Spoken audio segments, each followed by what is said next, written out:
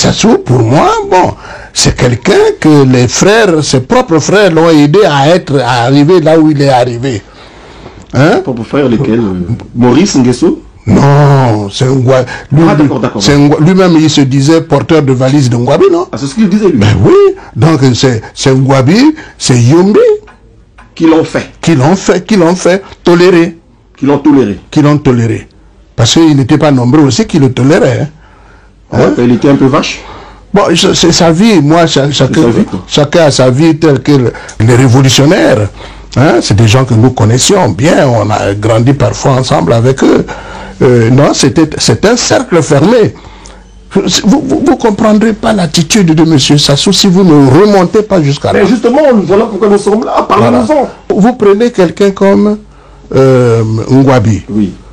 Que j'ai connu un tout petit peu. Je n'ai pas la prétention de dire qu'on ne peut pas connaître quelqu'un comme ça. Bon. Mais Ngouabi, c'est un humaniste. C'est un humaniste. Ngouabi n'a jamais été un homme inscrit dans les idéologies de violence.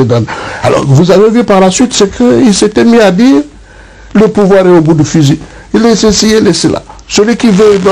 Bon. Mais parfois, des gens qui le connaissaient un peu comme nous, on était tout ébahis. On dit, mais qu'est-ce que ça signifie? Le pouvoir au bout du fusil contre qui?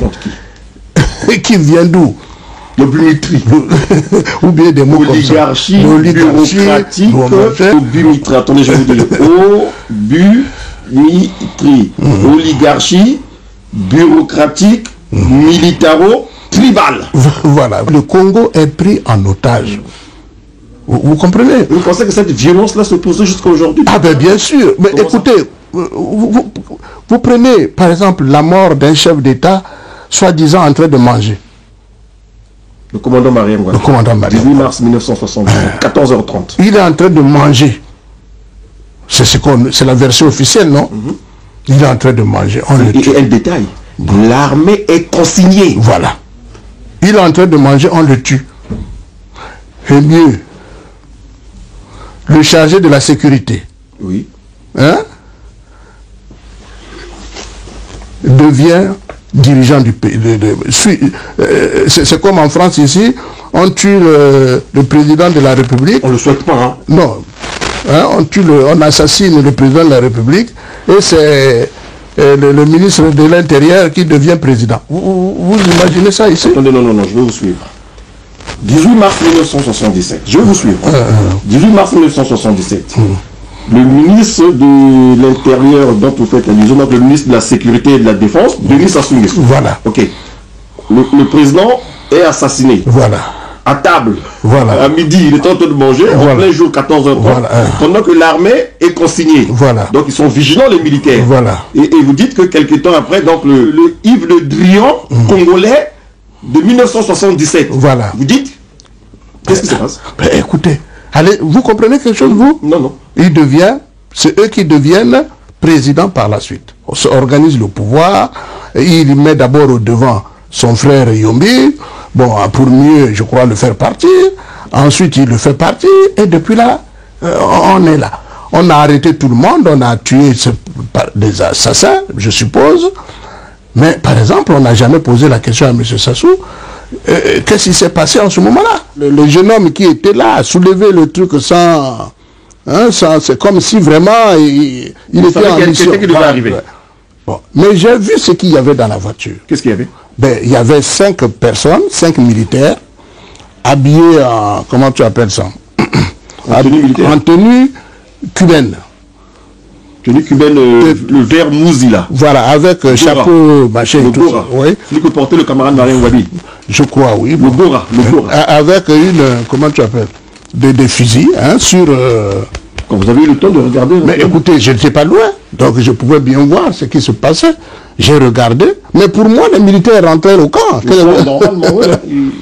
Je te dis, dès qu'ils sont passés, nous aussi, on a pris notre voiture, on se dirige donc vers la crève pour aller vers le rond-point de...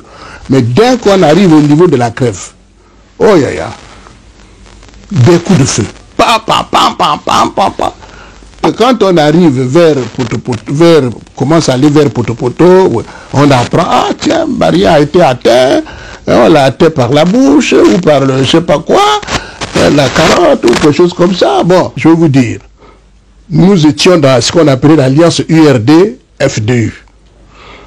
L'alliance URD-FDU a cessé pratiquement d'exister le 25 mai 1997. Vous savez pourquoi? Non. Parce que les gens du PCT reprochaient à Kolela, d'après eux, le fait d'avoir mis des ministres. Les ninjas? Non, les ministres dans le gouvernement de Dessouba. J'étais dans la salle.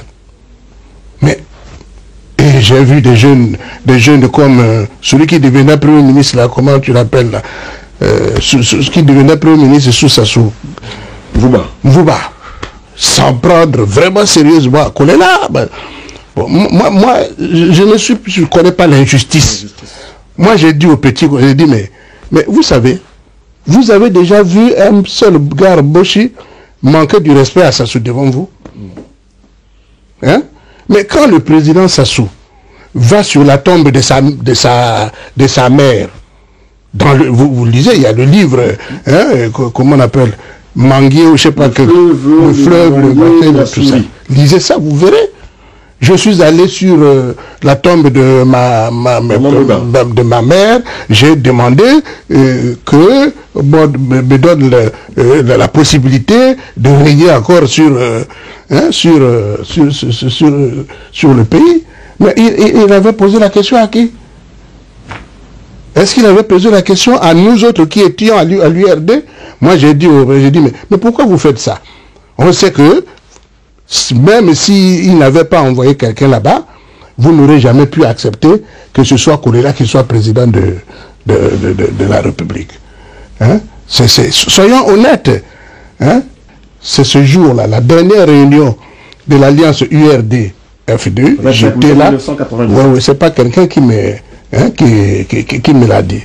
En fait, excusez-moi, M. Sassou Nguesso, c'est le genre de personne qui apprécie ceux qui le caressent dans le sens. Absolument, tu as trouvé.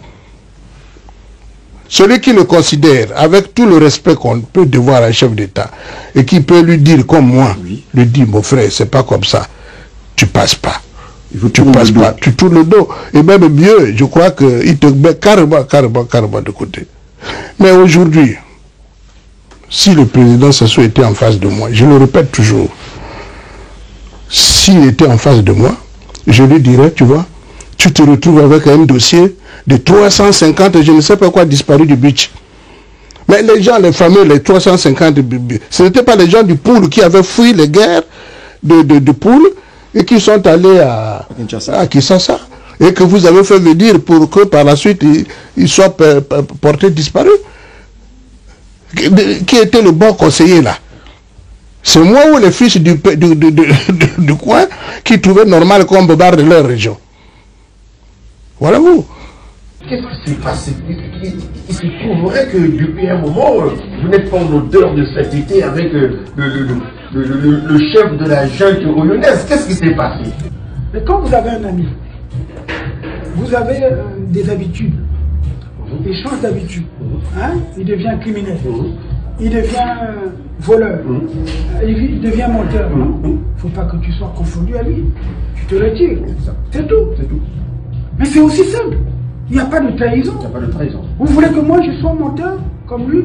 Que je sois voleur que je sois criminel comme lui? Non. Même si nous sommes sur un terrain politique, non. C'est lui. Moi je l'ai accepté parce qu'il venait rectifier les dérapages de la pré-conférence nationale. Exact. Donc, pourquoi vous voulez me reprocher quelque chose? Non. Mais vous n'êtes pas sérieux.